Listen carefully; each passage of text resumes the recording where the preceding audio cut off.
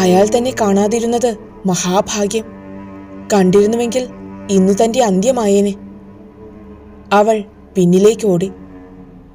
വൈനതേയൻ തിരുമേനിയെ കാണാനാവാത്തിടത്തോളം അകലത്തിലായപ്പോൾ പെട്ടെന്നവൾ പാടത്തേക്ക് ചാടിയിറങ്ങി. കൈവരമ്പുകളിലൂടെ കുറെ നടന്നാൽ അയാളുടെ നോട്ടമെത്താത്ത ഭാഗത്തു ചെന്ന് നടവരമ്പിൽ കയറാം. ഒളിച്ചും പതുങ്ങിയും അതിവേഗം ഓടാൻ തുടങ്ങി. നിലാവ് മങ്ങിയത് പെട്ടെന്നായിരുന്നു. പലതവണ ജാനകിക്കുട്ടി കണ്ടത്തിലേക്ക് മറിഞ്ഞു വീണു. ചേച്ചിയെ അന്വേഷിച്ച് അപ്പുക്കുട്ടൻ വീട്ടിൽ നിന്നിറങ്ങിയതും ഈ നേരത്തായിരുന്നു. ജാനകിക്കുട്ടി ഓടിത്തളർന്ന് നടവരമ്പിലെത്തി.